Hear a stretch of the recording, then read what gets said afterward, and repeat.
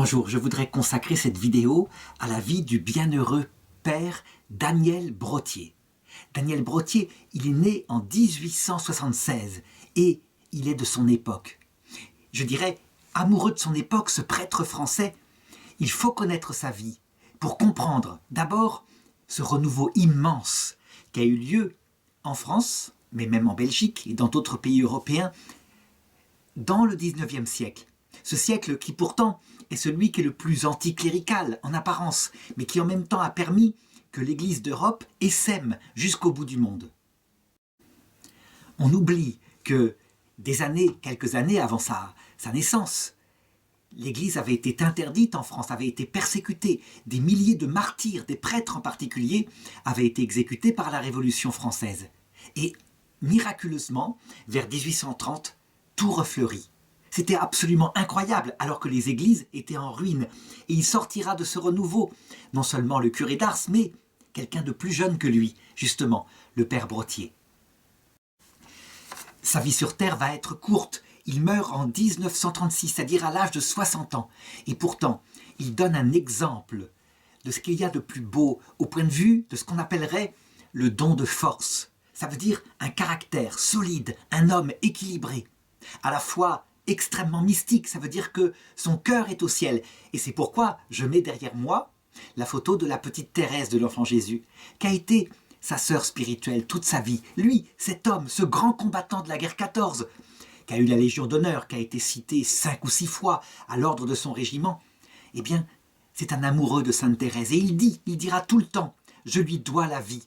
J'aurais dû être tué. Combien de fois au combat, j'allais secourir des blessés dans le No Man's Land.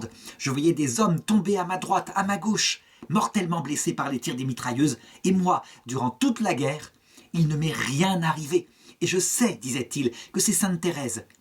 Tout au long de la guerre 14, mon ami, l'archevêque de Dakar, a sans cesse prié pour moi chaque jour, la petite Thérèse, afin qu'elle me protège. Et elle m'a protégé.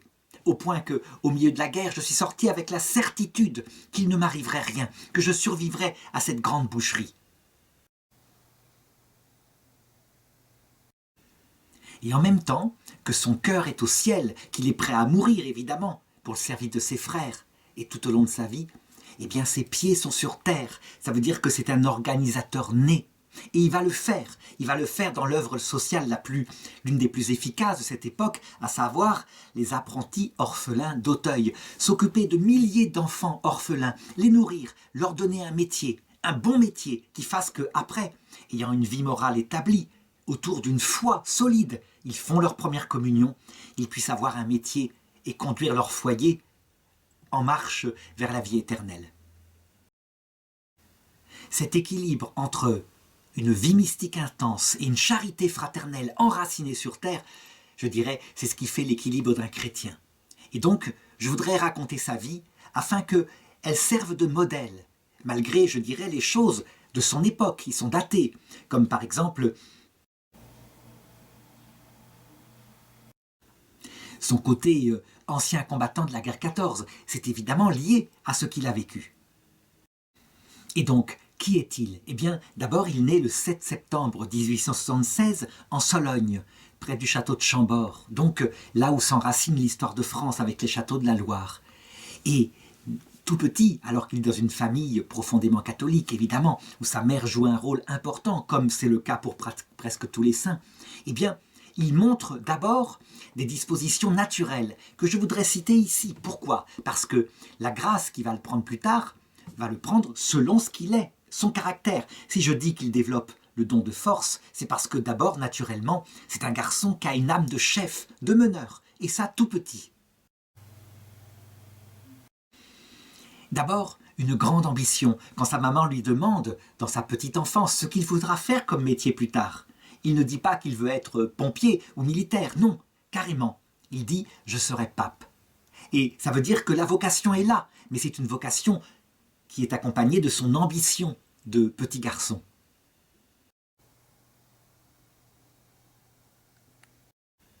Ensuite, il grandit et il garde ce caractère.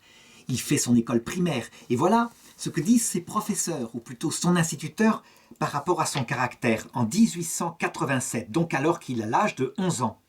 C'est un élève éveillé, hardi, résolu, assez sûr de lui-même, une physionomie ouverte et sympathique. On ne sait pas d'où lui vient sa vocation. Toujours est-il qu'il la met en place. Il l'avait dès le début, dès son enfance, sur les genoux de sa mère. Eh bien, il la met en pratique. Et il entre au séminaire. Et il fait son séminaire normalement. Et à 24 ans, en 1889, il est ordonné prêtre. Ça se passe véritablement sans obstacle. Comment pourrait-il en être autant? Le seul petit problème qu'il a, c'est qu'il a une santé fragile, malgré un corps extrêmement costaud. Il a des maux de tête souvent. Il est assez facilement malade et fatigué. Évidemment, juste après son ordination, Monseigneur Laborde, son évêque, doit le nommer à un poste. Et évidemment, pour un garçon aussi battant, un meneur d'hommes, eh bien, évidemment, c'est auprès d'une école catholique, qu'il est nommé comme maître des études. Et là, il fait la conquête des élèves. Il est enthousiaste, il ne se contente pas de mettre la discipline, c'est évidemment son rôle. Il les entraîne dans des aventures, c'est un éducateur né. Je suis certain que s'il avait vécu plus tard, s'il avait connu Baden-Powell et le scoutisme, il aurait été bien évidemment un chef scout. C'est tout à fait ce pourquoi il est fait. Toujours est-il que, je dirais, sa vocation est profonde. C'est pas, je dirais, un prêtre sans vocation, bien au contraire, il le fait pour le Christ seul. Et donc, lorsque, à l'infirmerie, où il se repose souvent, toujours à cause de cette santé, il rencontre des sœurs missionnaires qui lui parlent de leur mission à Dakar, au Sénégal, eh bien, son cœur ne fait qu'un tour. Il pense qu'il devrait aller en mission. Il est fait pour la mission. Il est fait sans doute aussi pour l'absolu de la mission. Ça veut dire, pour lui, donner sa vie pour le Christ, comme ça se passe beaucoup à cette époque-là, en particulier dans les missions en Extrême-Orient. Eh bien, ça ne le gênerait pas, bien au contraire. Ce serait pour lui la marque d'amour suprême pour le Christ. En fait, ce sont certainement des aspirations humaines aussi qui le poussent à ça. Ça veut dire qu'une vie au jour le jour, un peu pépère, dans son collège, là, c'est très bien. Mais il aspire à autre chose. Et certes, il y a l'amour du Christ, mais il y a aussi le goût pour l'aventure, sortir de soi-même. Et donc, poussé par ce désir qui vient très certainement du Saint-Esprit aussi, eh bien, il finit par s'en ouvrir à son évêque et lui dit ceci. Depuis l'âge de 12 ans, l'appel missionnaire ne cesse de se faire entendre. Il me tarde d'offrir ma vie, mon sang, pour la diffusion de l'Évangile. Alors cependant, il faut remarquer qu'il n'en a pas parlé à ses parents. Ses parents, évidemment, sont âgés. Et pour eux, l'idée que leur fils puisse mourir avant eux dans une mission les inquiéterait énormément. Alors, il n'en parle pas, il garde cela pour lui. En gardant le secret sur mes projets, expliquera-t-il plus tard, j'ai donné à mes chers parents plusieurs années de bonheur qu'ils croyaient acquis pour toujours. Cependant, cette vocation, cette mission est plus forte que lui, et donc en 1902, il entre chez les Pères du Saint-Esprit qui se consacrent aux missions en terre africaine. Il y fait un noviciat, il est déjà prêtre, et au bout d'un an, il est admis à prononcer ses vœux. Comment pourrait-il en être autrement, avec un être de telle qualité, je dirais d'une telle énergie? Et à ce moment-là, il dit à son supérieur général, qui est Monseigneur le Roi, « Je suis prêtre, j'ai 27 ans et un peu de bonne volonté. Je ne voudrais pas être présomptueux, mais si vous avez un poste plus périlleux, où il faille risquer quelqu'un, je vous le dis simplement, me voici. » Et la nomination tombe. Il est nommé pour le Sénégal. C'est pour lui une certaine déception. Il sait que c'est une mission tranquille. Il aurait peut-être préféré le Tonkin ou quelque chose comme ça. Toujours est-il que comme il a fait d'obéissance, eh bien tout simplement il y va. Et donc à 27 ans, il débarque en Afrique noire pour sa première mission. Et là-bas, évidemment, il est accueilli immédiatement. Tout de suite, il se fait à cette nouvelle vie. Son supérieur, c'est le père Jalabert, celui qui sera plus tard l'archevêque de Dakar. Et il s'entend immédiatement avec lui. Et quel enthousiasme il a auprès de ces jeunes à qui il peut apporter le Christ. Et il le fait avec joie. C'est un très jeune homme finalement. Et donc, il n'hésite pas à faire de bonnes blagues. Comme par exemple cette fois où il l'a cuisiné, il l'a fait cuisiner vraiment extraordinairement, un bon civet de lièvre. Tout le monde se régale. avant de découvrir qu'en fait de lièvre, c'est le chat de la mission, le chat bien dodu de la mission qui a disparu et qu'on ne reverra pas. Une autre fois, les missionnaires reçoivent de France un lot de bicyclettes. C'est une chose extraordinaire, ça va leur permettre d'aller de paroisse en paroisse pour faire leur apostolat. Et donc, un des frères, le frère Stanislas, prend à cœur d'apprendre au père Brottier à faire de la bicyclette. Et il s'y donne de tout son cœur, il y passe une demi-journée. Il est en sueur, il essaye de lui expliquer comment tenir debout. Et apparemment, le pauvre père Brottier n'a pas l'air du tout d'apprendre. Jusqu'à ce qu'à un moment donné, il le pousse pour qu'il puisse trouver son équilibre. Et l'autre s'en va à grands coups de pédale et disparaît. Il s'attend à ce qu'il tombe. Et pas du tout. En fait, il s'était moqué de lui. Et il lui avoue que, en fait, au régiment, lorsqu'il faisait son service militaire, il était, je dirais, celui qui en bicyclette apportait les messages au colonel. Et ça se fait avec un esprit bon enfant. C'est quelque chose qui met une bonne ambiance entre les frères, entre les pères, et qui véritablement fait d'eux de bons missionnaires heureux, une vraie famille au service de l'évangélisation. Évidemment, s'il aime bien rire, il se dévoue entièrement à la mission. Et on peut dire que de France, avec les autres pères, il apporte à l'Afrique la foi, une foi solide, une foi qui est à l'image de sa foi, extrêmement spirituelle et extrêmement concrète. Et donc, il se dévoue auprès des jeunes par toutes sortes d'œuvres de jeunesse, tout ce qu'on peut inventer à l'époque, à savoir le patronage, le catéchisme, etc., etc. Il crée aussi, dès cette époque-là, une revue spirituelle afin de faire connaître le message du Christ. Et il se donne tant et si bien qu'il finit par s'épuiser. Il doit rentrer en France un certain temps pour sa convalescence. Mais dès qu'il le peut, il revient en Afrique. Il faut remarquer que dès cette époque, alors qu'il a 28 ans, qu'il est très jeune prêtre, des âmes d'élite, des âmes qui aiment le Christ, qui veulent s'approcher de lui au plus près, des âmes contemplatives, font de lui leur directeur spirituel. Ils trouvent en lui le conseil qu'il faut. Donc à la fois ce réalisme très solide et cette haute spiritualité qui leur explique non seulement le mystère de la croix, mais aussi le mystère de l'obéissance, qui sont, je dirais, les deux mystères ultimes qui si facilement tombent dans des caricatures si on n'y prend pas garde. Non, pour lui, ce sont des moyens au service de la charité et de l'humilité. Et les choses sont bien en place. On sait comment, vers cette époque-là, faute d'être bien compris, l'obéissance quelquefois infantilisait. Pour lui, non. L'obéissance est une vertu virile, une vertu d'homme. Ce sont des hommes faits qui sont donnés au Christ et qui choisissent, afin de renoncer à eux-mêmes, une obéissance qui ne porte d'ailleurs que sur le fort externe, l'endroit où on est, la mission où on doit aller.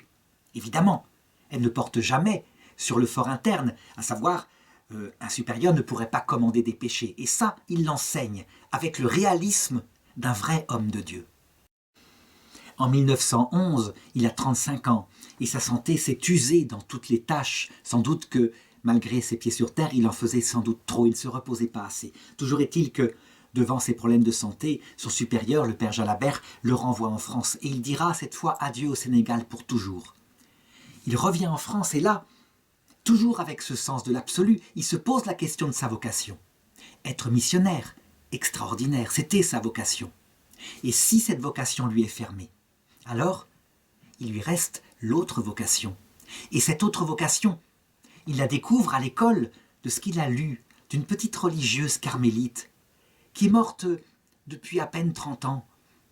La petite Sainte Thérèse, future Sainte Thérèse de l'Enfant Jésus, qui à l'époque n'est pas encore canonisée, mais il l'a constaté. Elle n'a jamais quitté son couvent. Elle est morte très jeune à 24 ans. Et elle a porté les missions plus que n'importe qui, au point que son journal intime qu'elle écrit dans sa maladie, à la toute fin de sa vie, sur ordre de sa supérieure, l'a profondément atteint et bouleversé. Et donc, il se demande si il ne devrait pas imiter la petite Thérèse et devenir comme elle, religieux contemplatif.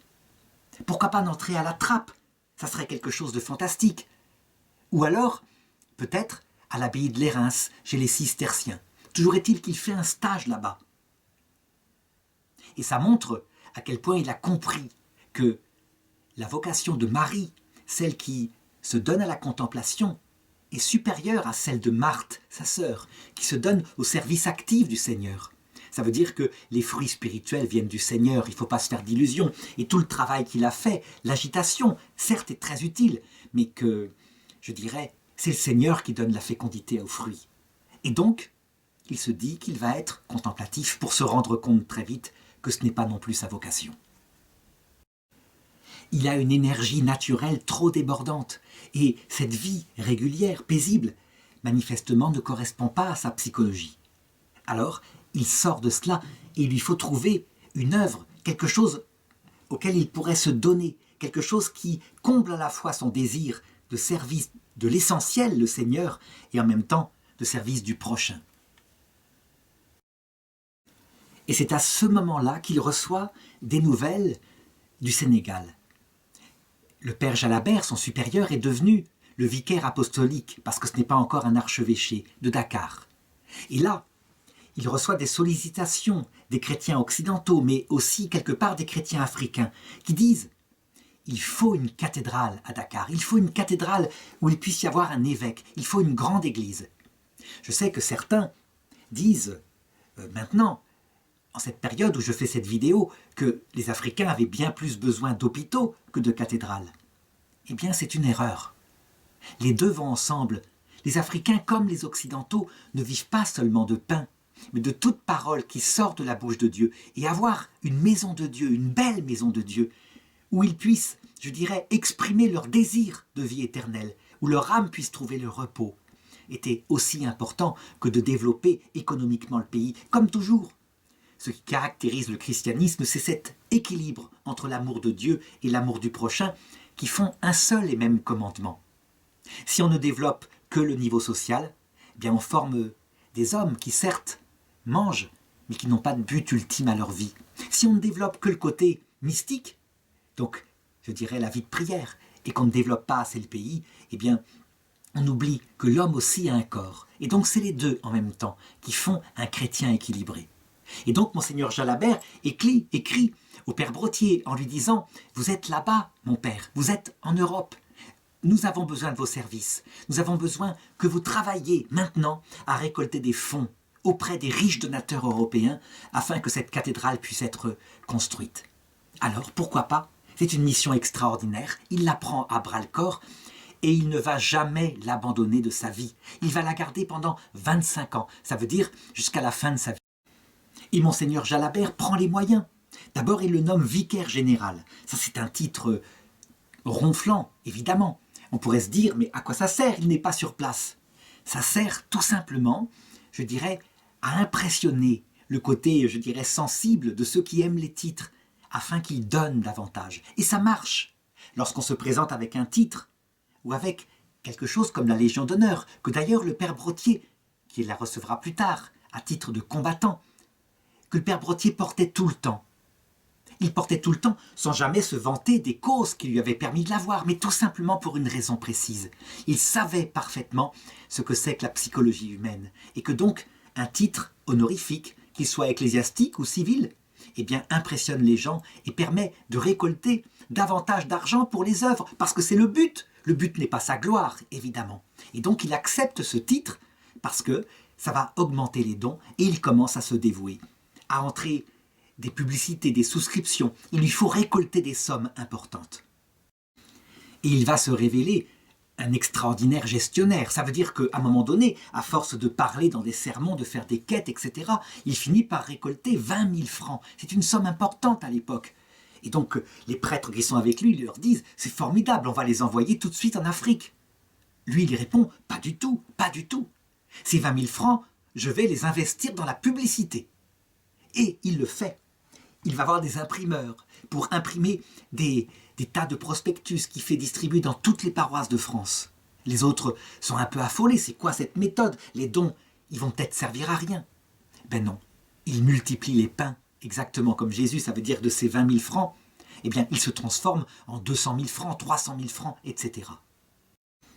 Et il garde tous les conseils qui peuvent le servir. Par exemple, voilà qu'un évêque qui s'y connaissait bien lui aussi, pour construire des basiliques, lui avait donné ce conseil-là.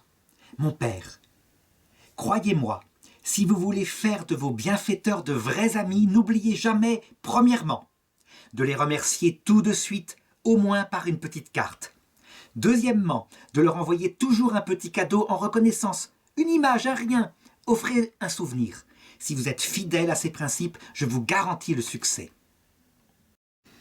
Et c'est ainsi que fera le père Brottier. Sans cesse, toute sa vie, le père Daniel Brottier remercie ses bienfaiteurs et du coup, les bienfaiteurs redonnent et c'est évidemment au service de l'Église. Il faut remarquer que cet apostolat-là, qui consiste à récupérer de l'argent, se passe en pleine période de l'anticléricalisme le plus féroce en France.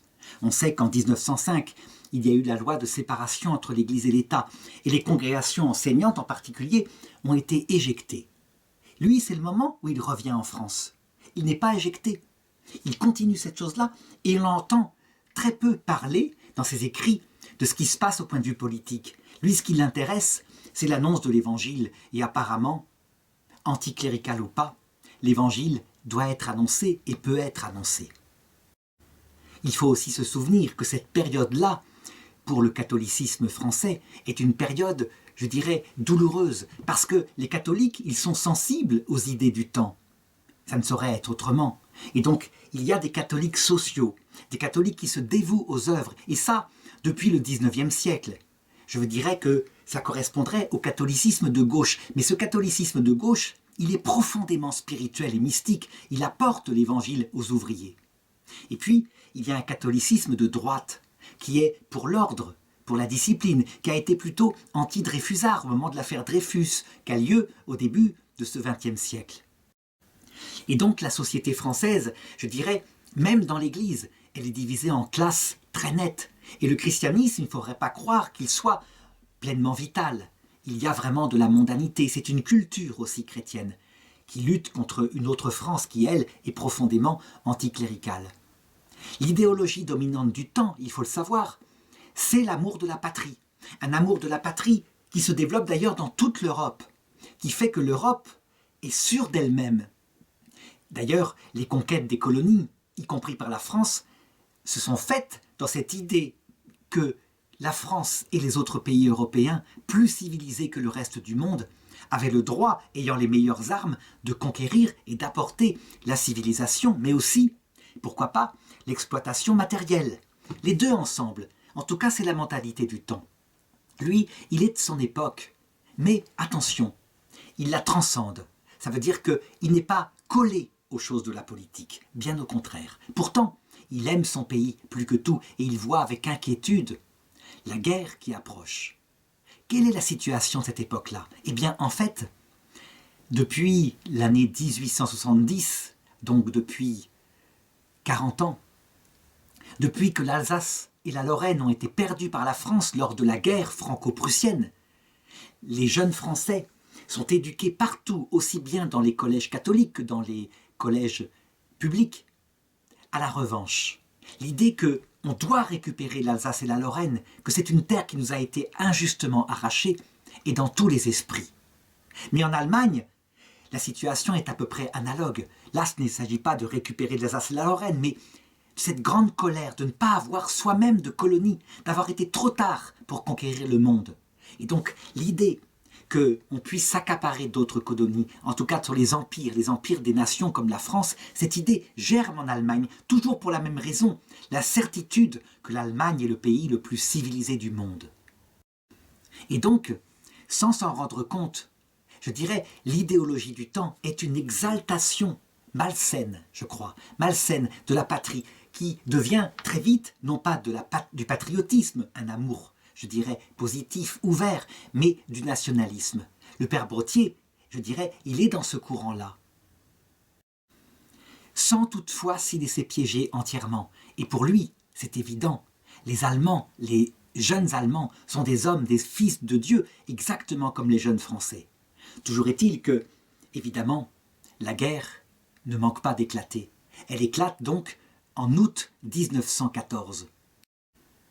Qui est responsable de la Première Guerre mondiale? Lorsqu'on regarde objectivement les choses, c'est cet orgueil des nations. Et il n'y a pas de pays particulièrement coupable. Je dirais que tout le monde, pratiquement, la voulait, cette guerre. Le père Brottier, lui, il a dépassé l'âge. Et à cause de sa santé précaire, il pourrait, évidemment, ne pas partir au front. Seulement, c'est un homme d'honneur, je l'ai dit. Son honneur, c'est d'être auprès de ceux qui en ont le plus besoin. Et il reste, alors qu'il est âgé de 38 ans, un homme d'aventure. Et donc, évidemment, il ne peut se passer que cela. Devenir aumônier militaire, aller en tête, aller au front avec les hommes, afin de les accompagner, afin de leur apporter le réconfort de la religion. Alors il s'engage tout à fait naturellement, et il est nommé à l'arrière, dans les hôpitaux. Ça ne lui suffit pas, ce n'est pas du tout cela qu'il veut. Certes, il pourrait aider ceux qui sont blessés et les mourants dans les hôpitaux, mais non, il doit aller plus loin. Le corps des aumôniers militaires, à cette époque-là, est un corps assez honorifique. On peut très bien être un aumônier militaire qui célèbre la messe en deuxième ligne, à l'arrière, et ensuite qui ne va pas au combat directement. Il faut aller plus loin. Alors le père Brottier sollicite un évêque qui est très proche du ministre en charge de cela.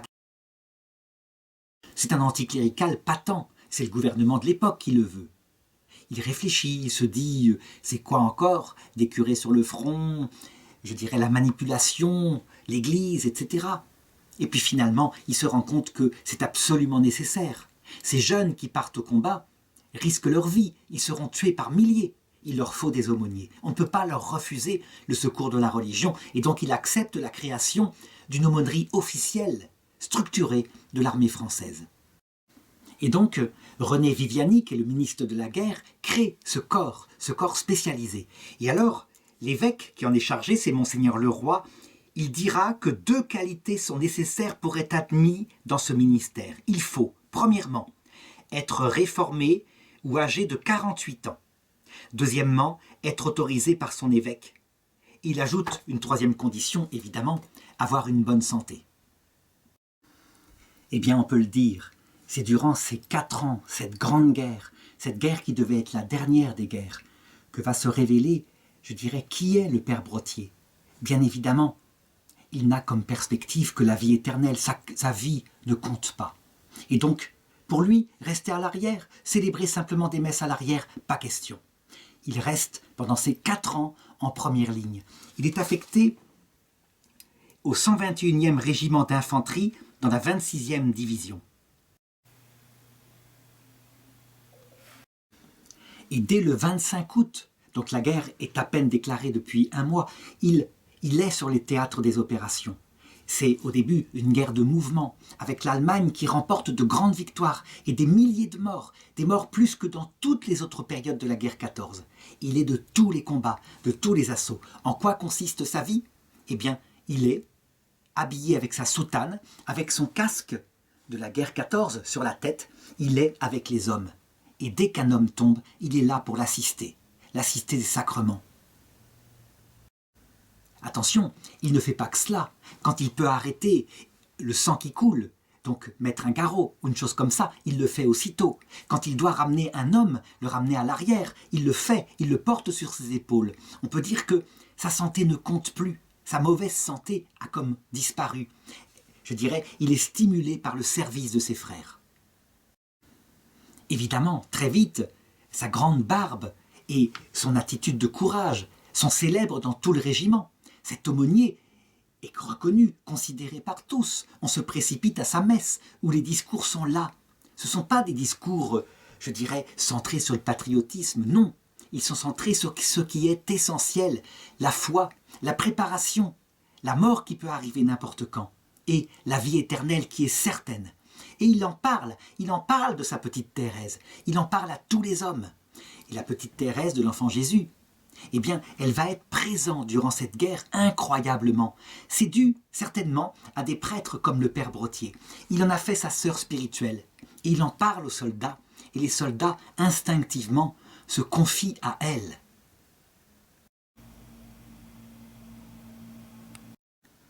Ensuite, à la fin de 1914, début 1915, on peut dire que la guerre se stabilise dans les tranchées.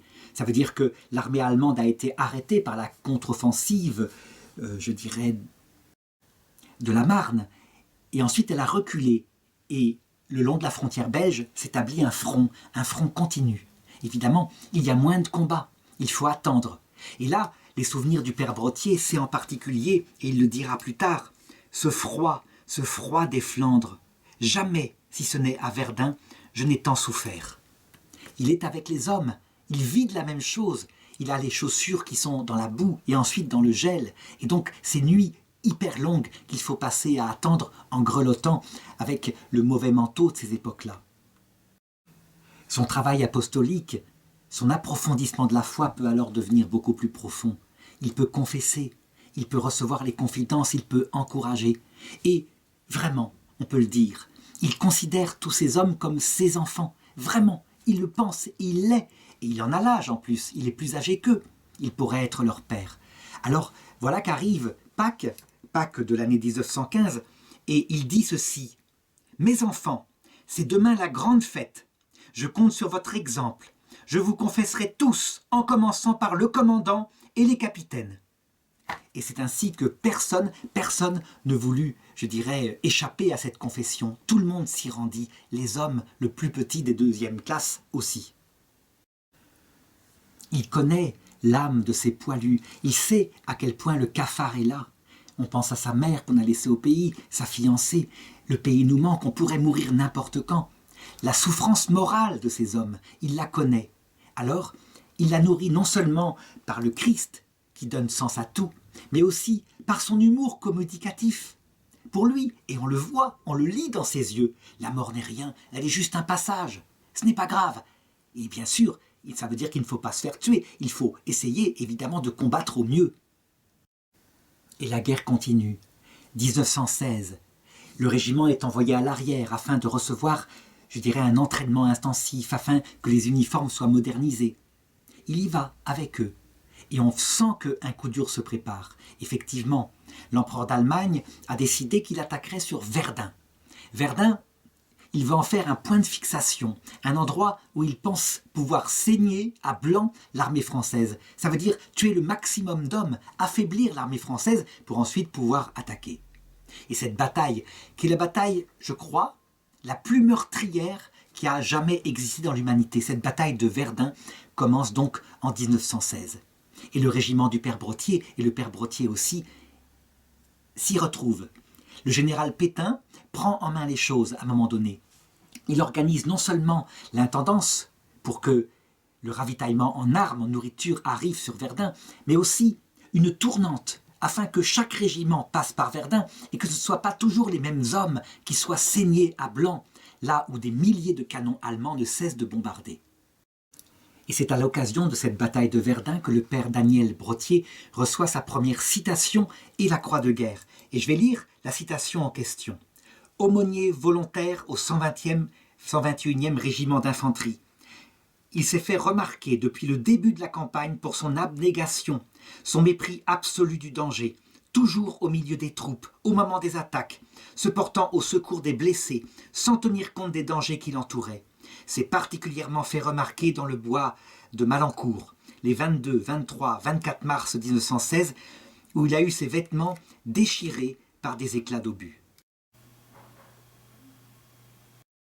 Et je l'ai dit, c'est là qu'il remarque l'extraordinaire protection de Sainte Thérèse de l'Enfant Jésus.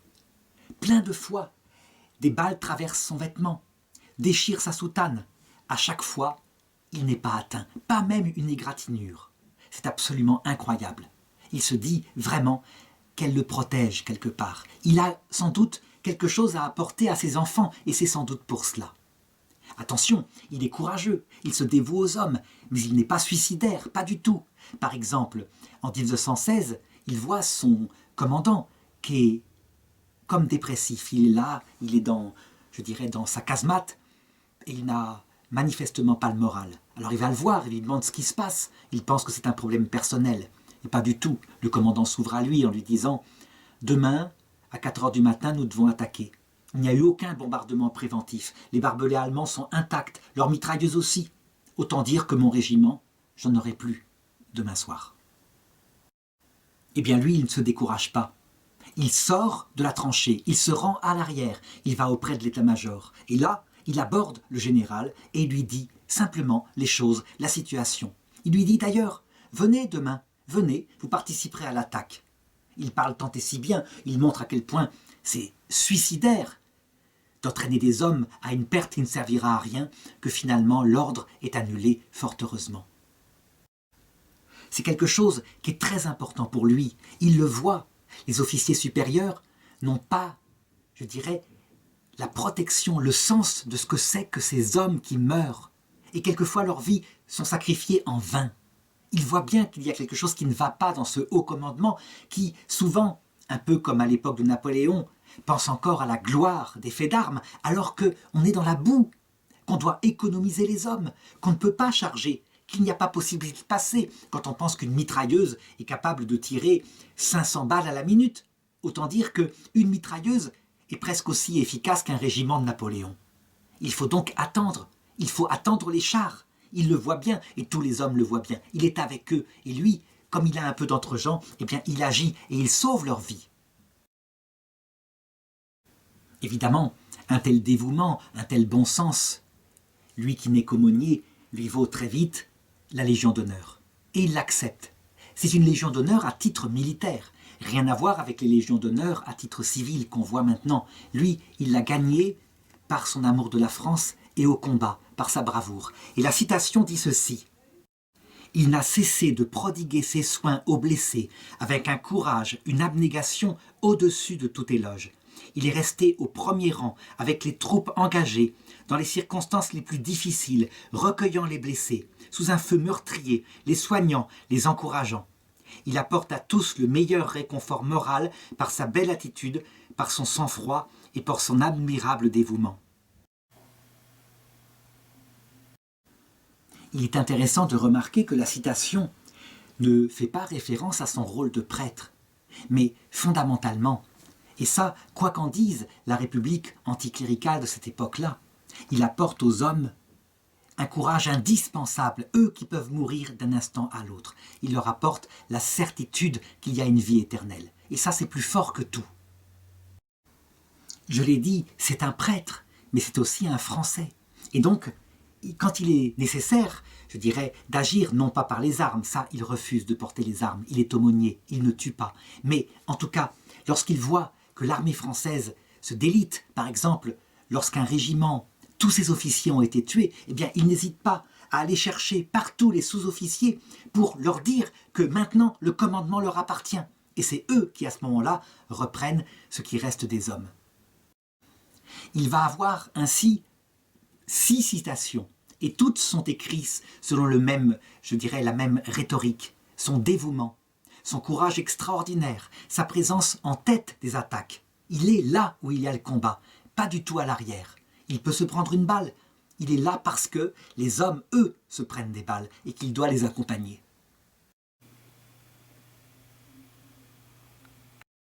Évidemment, du coup, il est profondément estimé des hommes.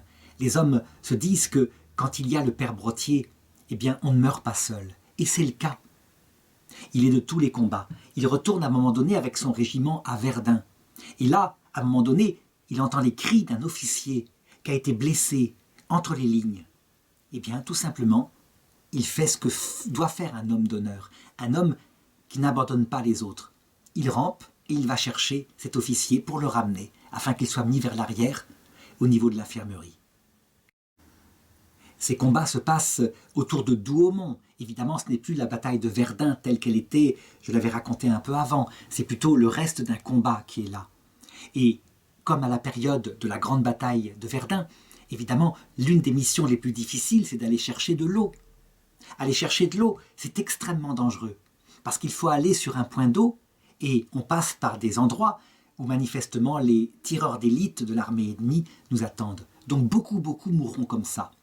Personne n'a le courage à un moment donné, un jour de combat, alors qu'on meurt de soif. Eh bien, il y va, tout simplement. Il prend tous les bidons possibles, il fait le plein d'eau et il revient ainsi, sous la mitraille, au grand soulagement des hommes. Lorsque arrive la 6e citation qui lui est décernée le 29 juin 1918, pour la première fois, quelqu'un marque ce qu'il est. Âme magnifique où s'allient harmonieusement l'ardeur du soldat et le dévouement du prêtre. Il est légendaire au régiment, dont il partage toujours les heures pénibles. Durant les attaques du 1er et 2 juin 1918, à Troenst, il parcourait la ligne pour relever, panser, secourir les blessés, aller les chercher en avant de nos postes, sous le feu intense des mitrailleuses. Il exerce une influence de la plus heureuse. En fait, l'évolution des citations manifeste ce qui s'est passé dans les tranchées. On peut dire que la France d'avant-guerre, profondément divisée entre cléricaux et anticléricaux, elle s'est réconciliée. Tout simplement parce que, qu'on soit prêtre, qu'on soit catholique, qu'on soit athée, le sang, il est partagé dans les tranchées. Le sang est versé de la même façon. Et donc, on se rend compte finalement qu'on est tous des hommes. D'autre part, cet anticléricalisme qu'on avait avant-guerre, il a fondu. Parce qu'on a vu partout dans les tranchées, aussi bien en France qu'en Allemagne d'ailleurs, ces prêtres dévoués, toujours présents et qui donnent leur vie si souvent.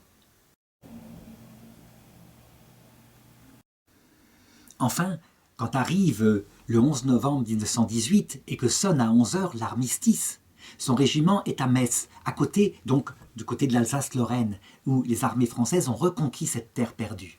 Et il est là, et il peut chanter avec tout le régiment un Te Deum, en louange à Dieu. Il va y avoir le défilé dans la ville de Metz, et lui, il est avec les hommes, il est monté sur un cheval, il défile avec les troupes, et il est acclamé. On se rend compte qu'il n'est pas n'importe qui. Il gardera d'ailleurs un souvenir impérissable de la joie de ces heures-là. Il écrit, un peu plus tard, « C'est un jour inoubliable. Nous sommes entrés dans Metz triomphalement, acclamés et couverts de fleurs par une population dont les sentiments explosaient d'une façon que la plume ne peut décrire. Les Messins et les Messines se sont montrés bons Français. » Il reste quelque temps avec ces hommes, avec ces chers hommes avec qui il a partagé tant de dangers, jusqu'au 20 mai 1919, où il fait partie de l'armée d'occupation en terre allemande. Et ensuite, il est démobilisé, il peut revenir en arrière.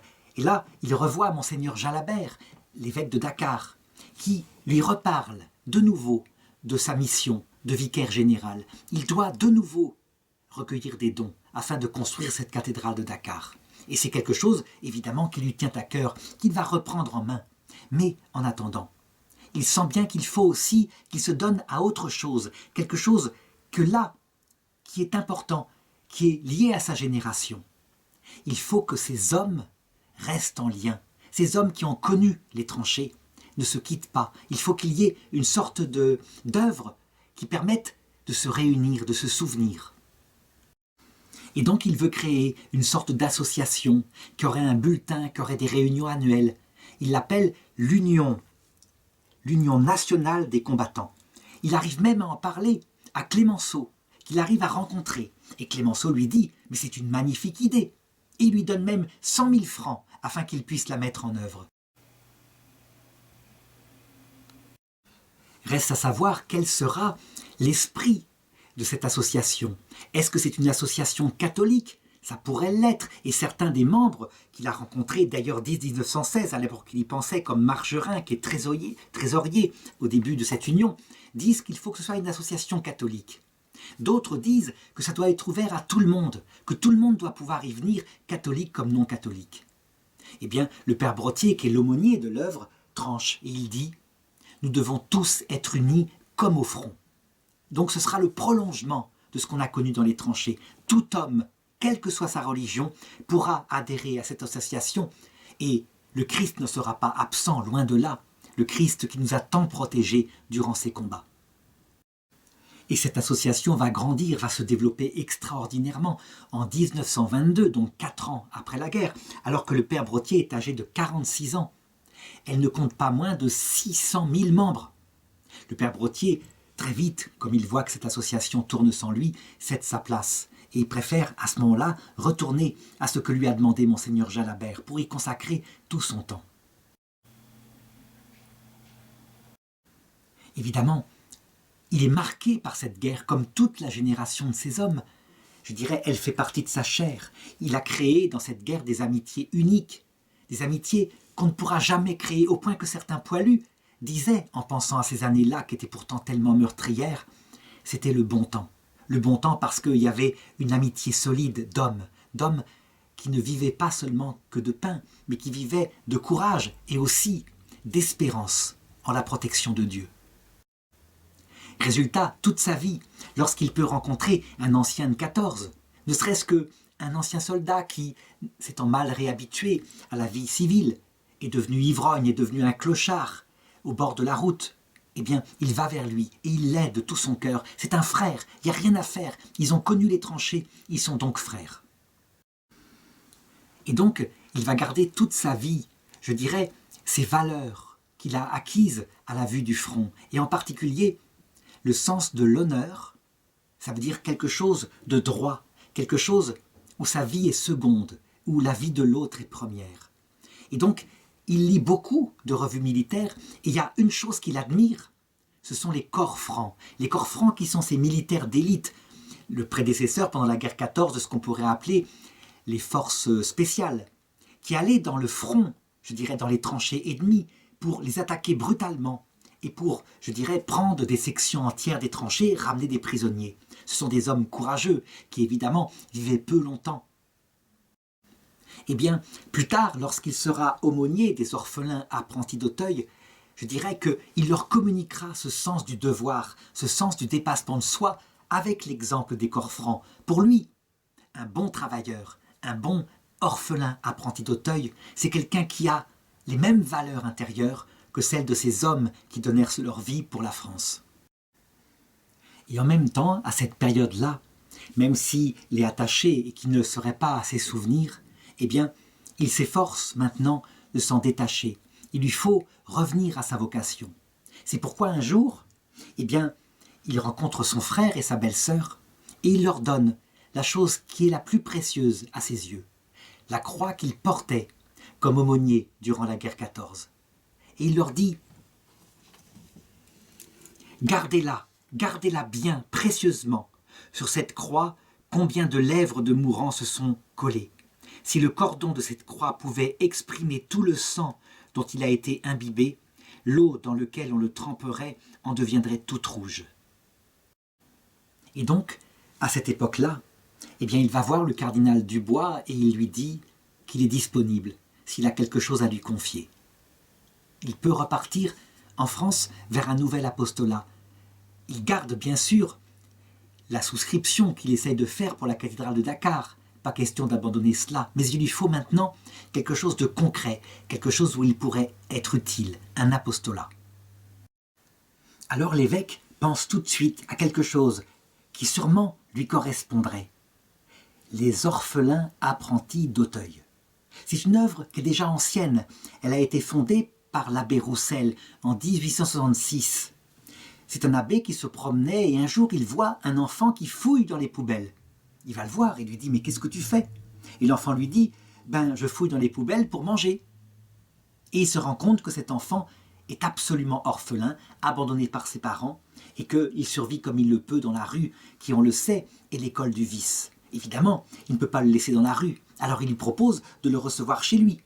Et à peine l'a-t-il reçu chez lui, que 5 autres enfants, prévenus par lui, se profilent, et il se retrouve à loger 6 enfants. Il lui faut donc un local. Et donc, il agrandit son local. Et l'abbé Roussel, peu à peu, se retrouve avec des dizaines et des centaines d'enfants. Et tout ce qui va avec, tout ce qui doit être organisé. Il faut recueillir de l'argent. Il faut des locaux importants. Il faut organiser l'emploi du temps de ces jeunes. Il faut les former à un métier. Et c'est ainsi qu'il crée les orphelins apprentis d'Auteuil. Auteuil parce que c'est la ville où ça s'est passé. Orphelins parce que ce sont des enfants abandonnés, des adolescents. Et apprentis parce qu'il a les pieds sur terre. Et le meilleur moyen, c'est de faire qu'ils aient un métier et aussi des valeurs morales, afin que, plus tard, ils puissent réussir leur vie, fonder une famille dignement. L'une des obsessions de l'abbé Roussel, c'est que ces enfants puissent faire aussi leur première communion. C'est important, parce que l'homme ne vit pas seulement de pain. Et il veut leur communiquer toutes les valeurs spirituelles qui font un homme complet. Il le sait. Un homme qui n'a pas d'espérance théologale, qui n'a pas un sens ultime à sa vie, est un homme qui, tôt ou tard, ruinera son âme. Alors il pense à tout.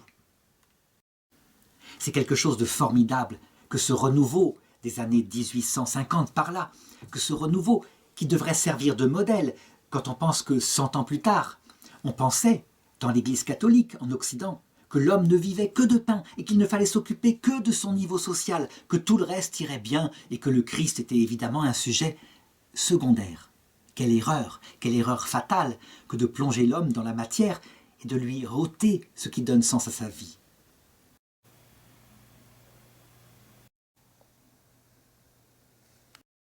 Évidemment, l'abbé Roussel, qui atteint 70 ans en 1895, est peu à peu obligé de laisser l'œuvre à quelqu'un d'autre, et donc il a un successeur, puis un autre successeur. Et cet autre successeur, en 1923, eh bien, est vieillissant. Il est nommé chanoine de la cathédrale. Il faut donc quelqu'un qui reprenne ces orphelins apprentis d'Auteuil.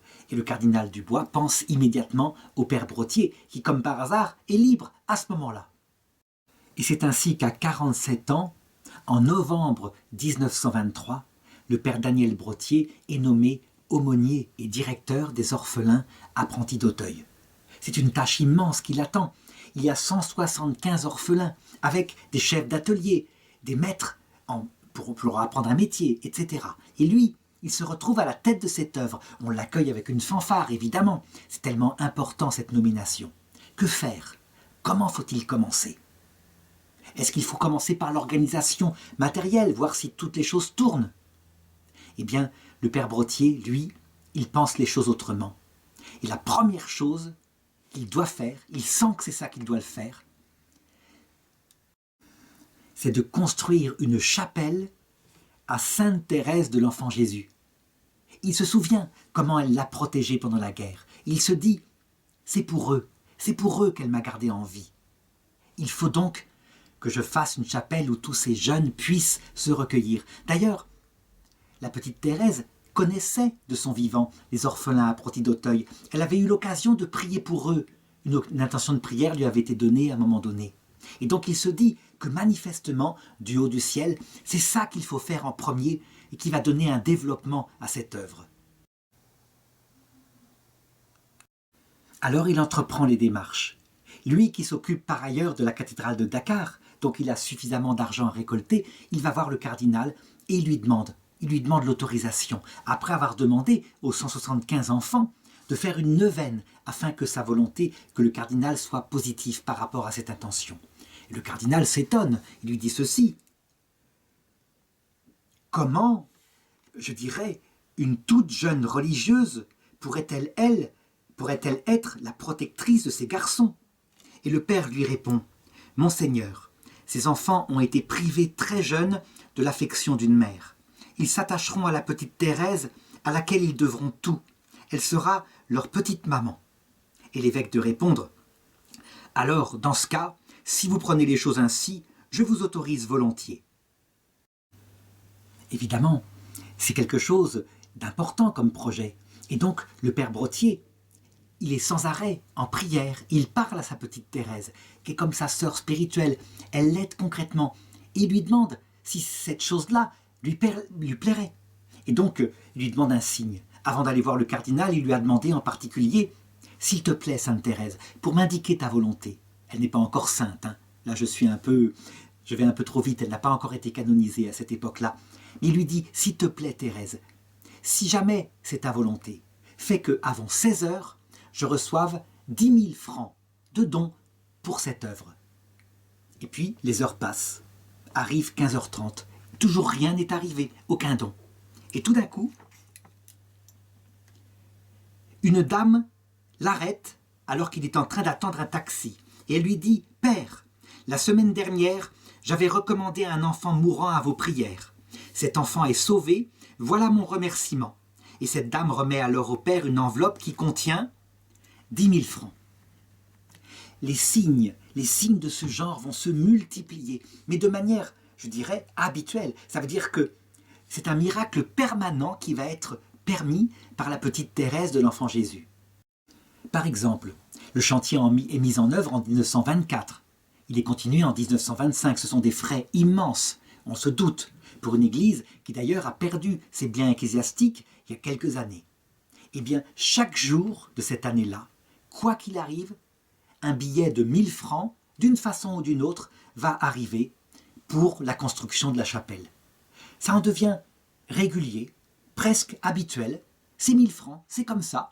Et un jour où les 1000 francs ne sont pas arrivés, le père Brottier se dit et dit aux autres, « Tiens, aujourd'hui les 1000 francs ne sont pas arrivés. » À peine a-t-il fini de parler qu'arrive une enveloppe et dedans elle contient 1000 francs. Un jour, raconte le père Pichon, qui est son second aux orphelins apprentis d'Auteuil, voilà qu'il est 9 heures du soir et le père me dit « Tiens, aujourd'hui je n'ai pas reçu le billet de 1000 francs habituel, allez voir le tronc de la chapelle. » Alors le père Pichon descend, il va voir à la chapelle et le billet était là, à peine inséré dans la fente du tronc. Une autre fois, le billet manque encore, au moment de la prière des enfants. Tandis que nous y allons, une femme s'approche et dit « Monsieur le directeur, excusez-moi de vous déranger à cette heure, mais mon père est très mal. Je viens vous demander de bien vouloir faire prier vos enfants pour lui ce soir. » La petite Thérèse ne restera pas sourde à la prière de ses orphelins. « Permettez-moi que je vous remette ceci pour eux. » Et dans l'enveloppe, elle glisse dans la main du père, il y a le billet de 1000 qui est attendu. Et c'est comme ça tous les jours. Une autre fois, le billet n'arrive pas non plus. Alors, le père se dit « Bon, cette fois on ne l'aura pas. Il est tard, il est presque minuit. » Et il ouvre le courrier. Et dans une des lettres, il y a le billet de 1000 francs. C'est un miracle permanent. C'est typique de la petite Thérèse. D'ailleurs, ce sera tellement marquant que lors des obsèques du père Daniel Brottier en 1936, le cardinal Verdier dira ceci. « Le bon père Brottier a placé au centre même de notre capitale une œuvre admirable. Je ne suis pas excessif en disant que cette œuvre est un miracle permanent. Miracle cette demeure qui abrite aisément maintenant 1400 orphelins et leur assure un foyer aimé. Miracle que cette magnifique chapelle dédiée à l'incomparable petite sainte de Lisieux. Miracle cette fête annuelle qui amène dans ses jardins plus de 50 000 Parisiens. » Alors on pourrait dire, donc, c'est absolument pas réaliste. Il aurait dû s'occuper d'abord de récolter de l'argent pour augmenter les logements, payer de meilleurs professeurs, de meilleures formations aux orphelins. Eh bien non, il met tout sous la protection de Sainte Thérèse de l'Enfant Jésus. Et les choses, du coup, marchent toutes seules. Voilà quelques chiffres. Donc j'ai dit qu'ils étaient 175 quand il prend l'œuvre. En 1930, ils sont 300. En 1932, 400. En 1933, 500 orphelins. 700 en 1934, 1000 en 1935 et 1400 en 1936. Les faits sont là et en même temps, l'argent arrive pour les enfants. Alors pourtant, certains trouvent ça absolument non raisonnable. Les critiques fusent. Et par exemple, il reçoit un jour une lettre qui lui dit « Avec les nombreuses subsides que vous avez reçus, les dons multiples, je pense que vous avez gaspillé l'argent de ceux qui vous donnaient. Est-ce qu'il n'aurait pas été préférable de commencer par édifier des dortoirs au lieu d'une superbe basilique ? Combien de misères vous auriez ainsi secouru ?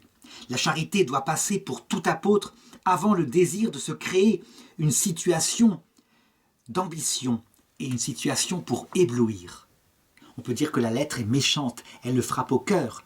Elle prétend qu'il ne fait ça que pour briller, pour être reconnu des autres. Alors lui, il répond simplement ceci. « Monsieur, je vous suis profondément reconnaissant. Mais si j'avais gardé la pauvre chapelle que j'ai trouvée à mon arrivée et où personne ne fréquentait, nous n'y serions plus depuis longtemps. L'œuvre aurait fermé ses portes, faute de ressources. Ces ressources, c'est la beauté de la chapelle, si attirante qui nous les a ménagées. Notre Seigneur a approuvé le geste de Madeleine en répandant à ses pieds un parfum précieux. Il a eu aussi ses raisons. » La réponse du père Brottier est en fait profondément théologique. Qu'on se souvienne de cet épisode dans l'Évangile, quand une femme arrive dans la pièce où est Jésus et casse à ses pieds un vase de parfum. Il y en avait pour une année de salaire d'un ouvrier. Et ensuite, elle se met à essuyer ses pieds avec ses cheveux et à les baigner de ses larmes. Et il y a là Judas qui dit exactement de la même façon. C'est honteux, on aurait dû vendre ce parfum et en donner l'argent aux pauvres. Ça part d'une bonne intention. Les pauvres ne sont-ils pas premiers ? Est-ce que le commandement de l'amour des pauvres n'est pas identique à l'amour du Christ ? Eh bien Jésus répond à Judas, tu vois cette femme, ce qu'elle a fait là, eh bien on s'en souviendra jusqu'à la fin du monde. Et il n'y aura personne pour me mettre du parfum lorsque je serai enterré. Des pauvres, vous en aurez toujours avec vous, mais moi, vous ne m'aurez pas toujours. Et on peut dire que la réponse de Jésus est sans doute ce qui a provoqué le grand scandale de Judas et le fait que plus tard, il a été livré par Judas. Et en effet, le Père a parfaitement raison. Quand Dieu est premier servi, et Dieu et ses saints, ceux qui sont les amis de Dieu, lorsque les gens trouvent la joie d'avoir une vie qui a un sens, bien évidemment, tout à fait naturellement, ils vont donner ensuite, par amour pour Dieu, aux pauvres, qui sont les enfants de Dieu. Et c'est ce qui s'est passé pour l'œuvre des apprentis orphelins d'Auteuil. Quant au plan de la chapelle que le Père Brottier veut faire construire en l'honneur de Sainte Thérèse de l'Enfant Jésus, il est absolument magnifique. On peut dire qu'il est un peu à l'image de ces belles églises de style gothique qui sont sorties partout en France, dans les paroisses, à cause de curés de ce style, et qui sont belles, vraiment belles. Voici une image de ce à quoi elles ressemblent.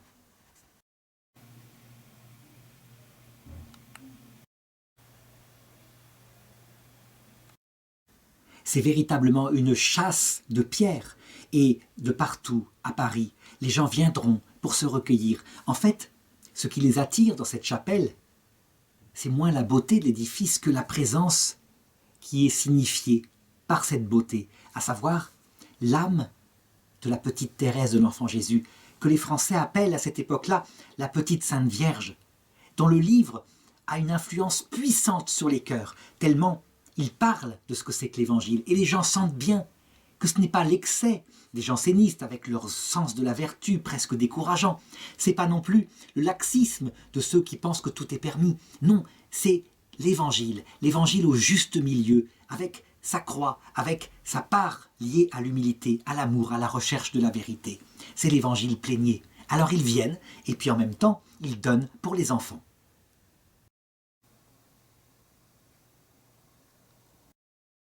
Alors évidemment, parallèlement, je l'ai dit, l'œuvre se développe, et de partout, partout en France, on envoie des orphelins pour qu'ils puissent se former auprès de cette si belle œuvre. Par exemple, un jour, c'est une sœur de Saint-Vincent de Paul, ce sont les sœurs de la Charité, qui sont tellement utiles à Paris, qui vient voir le Père Brottier avec un enfant, en lui disant « Accueillez-le ». Et le Père de répondre « Je n'ai pas de place pour le recevoir ». Et la sœur de lui répondre « Sainte Thérèse vous tirera bien d'embarras ». Et en effet, le lendemain, le Père reçoit cette lettre, 27 décembre 1932, veuillez trouver sous ce pli un chèque de 12 000 francs pour fondation d'un lit à l'œuvre que vous dirigez. Cette somme provient d'un remboursement. Nous ne saurions en faire un meilleur emploi en ce temps de Noël. Et du coup, les sœurs de la Charité, elles usent et elles abusent. Une autre fois, elles amènent de nouveau un enfant, et de nouveau le Père Brottier ne sait pas où le recevoir, tous les lits sont pleins. Et la sœur explose et elle dit « Vous recevez de l'argent de toutes parts et vous refusez cet enfant. Je ne m'en irai pas d'ici que lorsque vous l'aurez accepté. » Et le Père répond « Ce que femme veut, Dieu le veut. Allez dire 3 ave pour moi. » Et la sœur, à peine sortie, voilà qu'un monsieur se présente. « Voici 12 000 francs pour la pension d'un petit orphelin. Je vous laisse le choix de l'enfant. » Et le Père Brottier de lui répondre « Eh bien, il est tout trouvé, il vous attendait là, et il présente l'enfant au monsieur qui est son bienfaiteur. » Alors il me faut maintenant parler de la pédagogie que le Père Brottier applique à ces garçons. Ces garçons, il faut le reconnaître, on n'en veut pas beaucoup. Je dirais, très souvent, lorsqu'ils sont mis dans des orphelinats, ce sont des prisons. Pourquoi ? Parce qu'on se méfie d'eux. Ce sont des adolescents, ils ont en eux tous les instincts que procure la misère. Voler, tricher, et puis l'instinct sexuel qui est naissant. Alors, comment faire ? Eh bien, le Père Brottier, lui, il les accueille. Il leur donne le sens spirituel, il leur enseigne aussi le sens moral de la droiture, avec les exemples qu'il a eus au front de tous ceux qui ont donné leur vie pour la France, et il leur enseigne un métier, un vrai métier, quelque chose qui marche, quelque chose qui leur donne la capacité de créer plus tard une entreprise. Donc il lui faut pour cela des maîtres d'apprentissage, pas des maîtres exploiteurs, ceux qui, on le sait, font faire les basses besognes, le ménage uniquement, etc., et qui ne leur apprennent pas le métier. Non, il y a une vraie éthique du maître d'apprentissage. Certes, l'apprenti devra apprendre à faire le ménage, parce qu'on commence par ces tâches qui ne sont pas plaisantes, pour faire le métier bien jusqu'au bout. Mais on devra véritablement leur donner les compétences qu'il faut. Et ça, c'est un contrat moral, et ceux qui le font bien.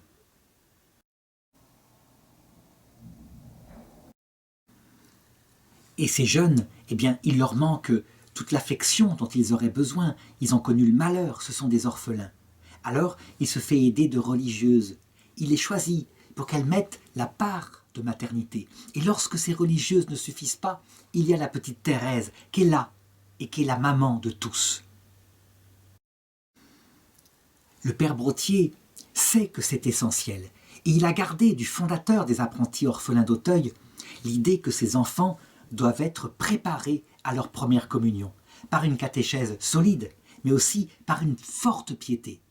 Il le sait, c'est quelque chose de fondamental. Je l'ai dit, on a trop tendance à négliger cela, ce qui fait des êtres sans racines au ciel. Là, lui, il leur donne et ça marche. Ça veut dire que ça forme des hommes qui garderont la plupart du temps toute leur vie la foi. Attention, je n'ai pas dit que c'était un succès à 100%. Il y en a certains qui tourneront mal ou qui abandonneront complètement la foi. Il n'empêche que, quand il le peut, par l'exemple de sa paternité et par la maternité de la petite Thérèse, eh bien, il communique à ces jeunes l'équilibre qu'il leur faut pour devenir des adultes. Il la pratique comme il le faut, cette faculté éducatrice. Qu'est-ce qu'il faut aux enfants? Mais ça, c'est de toujours à toujours. Qu'est-ce qui est naturel aux enfants? Est-ce qu'il leur faut que de l'amour, de tendresse? Bien sûr que non. Ça, c'est une tendance qui date des années 70. Est-ce qu'il leur faut que de l'autorité sévère qui en fait des hommes debout, qui se dépassent? Pas du tout. Ça, c'est une tendance des années 1870. Il leur faut les deux. Il leur faut, je dirais, une autorité forte, qu'on aime imiter, qui donne des repères, avec une tendresse maternelle qui l'entoure. Ils ont besoin des deux amours complémentaires. Eh bien, c'est ça la pédagogie profonde du père Brottier.